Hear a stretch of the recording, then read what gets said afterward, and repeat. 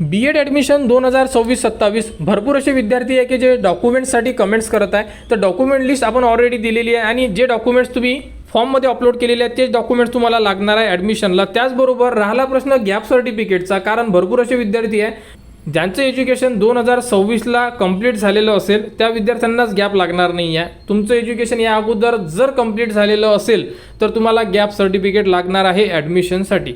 आता तुम्ही म्हणसाल सर उदाहरण कसं देसाल, तर बघा साधारण एक उदाहरण घेऊ आपण की 2024मध्ये एखाद्या विद्यार्थ्यांनी डिग्री कंप्लीट केलेली आहे किंवा पोस्ट ग्रॅज्युएशन कंप्लीट केलेलं आहे, MA केलेलं असेल, MCOM, MSc, XYZ कोणतंही एज्युकेशन जर तुम्ही समजा 2024 म्हणा 2025 म्हणा, तर या अगोदर आपण 2000 इयरमध्ये सुद्धा म्हणू शकतो. क्लिअर, कारण की B.एडचे विद्यार्थी असे असतात की ते B.एड डिग्री कधी पण झालेली असेल तर B.एड करू शकतात, कारण की त्यांना कोणी जॉबसाठी करते, कोणाला B.एड आता करायचं असते. तर अशा प्रकारे तुमचं एज्युकेशन कधीही कंप्लीट झालेलं असेल आणि जर तुम्ही 2026-27मध्ये B.एडला ॲडमिशन घेत असाल म्हणजे शिक्षण घेत असेल तर तुम्हाला गॅप सर्टिफिकेट लागणार. फक्त गॅप सर्टिफिकेट कोणाला लागणार नाही बघा, तर 2026मध्ये एखादा विद्यार्थ्यांनी डिग्री किंवा पोस्ट ग्रॅज्युएशन केलेलं असेल, त्यांचा रिझल्ट आताच लागलेला असेल जून महिन्यामध्ये, तर त्यांनाच गॅप सर्टिफिकेट लागणार नाही, कारण हा विद्यार्थी कंटिन्यूमध्ये येणार आहे 2026 आणि 27मध्ये. म्हणजे या अगोदर त्यांची गॅप असेल तरी चालेल, काही हरकत नाही आपल्याला. फक्त 2026मध्ये त्यांनी एज्युकेशन कंप्लीट केलेलं आहे आणि 2026-27मध्ये तो कंटिन्यूमध्ये आहे, त्यामुळे त्याला फक्त TC लागेल आणि गॅप सर्टिफिकेट लागणार नाही. आणि बाकी डॉक्युमेंट्स तर तुम्हाला माहीत आहे. आणि समजा तुम्हाला जर बाकी डॉक्युमेंटची लिस्ट जर पाहिजे असेल तर तुम्ही कमेंट्स करा डॉक्युमेंट लिस्ट म्हणून.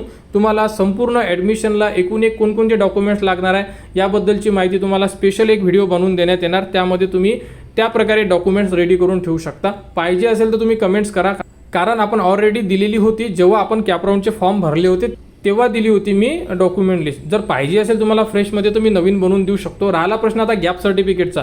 गॅप सर्टिफिकेट कोणाला लागणार आहे समजलेला आहे. मी एक तुम्हाला डेमो फाईल दाखवतो, तुम्ही गॅप सर्टिफिकेट कसे बनवू शकता.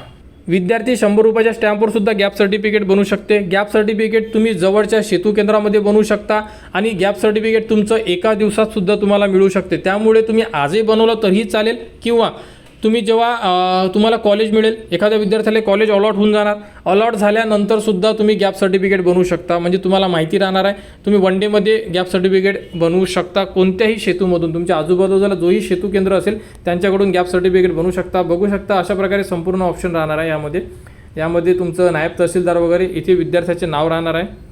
त्यानंतर गॅप सर्टिफिकेट कोणाची बनते, ज्यांच्या एज्युकेशनमध्ये गॅप आहे. जसं की 2024मध्ये एखाद्या विद्यार्थ्याने डिग्री कंप्लीट केलेली आहे, 2026मध्ये आता ॲडमिशन घेत आहे, म्हणजे 24 ते 25 आणि 25 ते 26 2 इयरची गॅप झालेली आहे. किंवा एखादा विद्यार्थी गॅप कधी देऊ शकते, त्यांचं फर्स्ट इयर कंप्लीट झालेलं आहे एखाद्या शिक्षणाचं.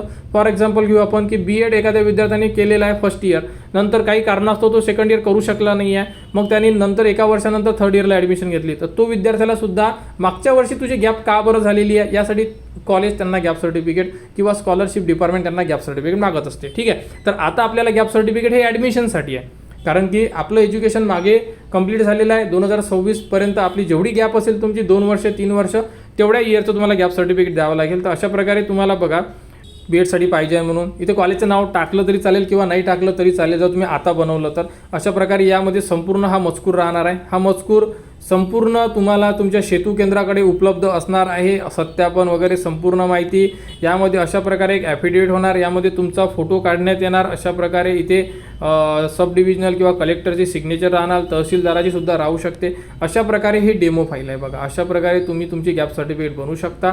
तर ज्यांनाही गॅप सर्टिफिकेट पाहिजे असेल त्यांनी आता अशा प्रकारे डेमो बघून घ्या. आणि डॉक्युमेंट लिस्ट आपण दिलेली आहे, नवीन डॉक्युमेंट लिस्ट पाहिजे असेल तर त्यासाठी तुम्ही डॉक्युमेंट लिस्ट अशी कमेंट्स करा. आपण उद्या परवामध्ये तुम्हाला नवीन डॉक्युमेंट लिस्टचा जो फॉर्मॅट आहे किंवा नवीन डॉक्युमेंट्स ॲडमिशनला म्हणजे कॉलेजला कोणकोणते डॉक्युमेंट्स तुम्हाला द्यायचं काम पडणार आहे त्याबद्दलची माहिती तुम्हाला देऊ. आणि त्यामध्ये गॅप सर्टिफिकेट राहणार जर तुमची गॅप असेल तर. अशा प्रकारे गॅप सर्टिफिकेट लागणार आहे.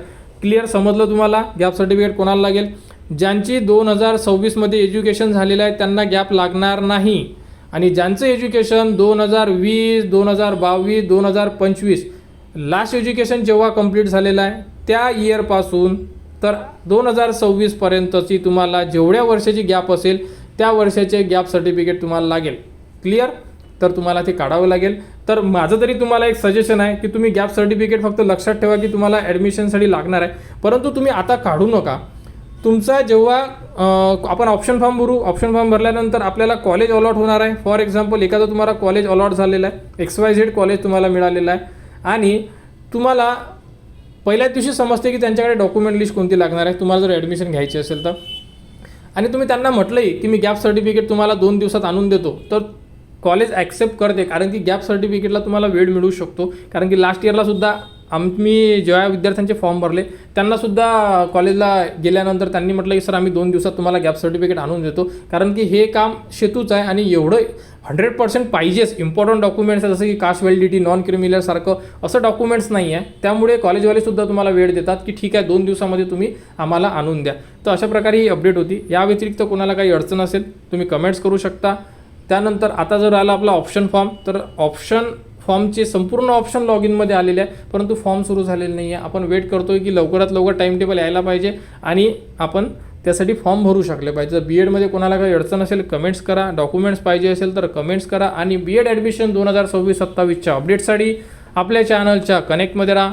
चॅनलला सबस्क्राईब करा व हा व्हिडिओ इतरांपर्यंत शेअर करा.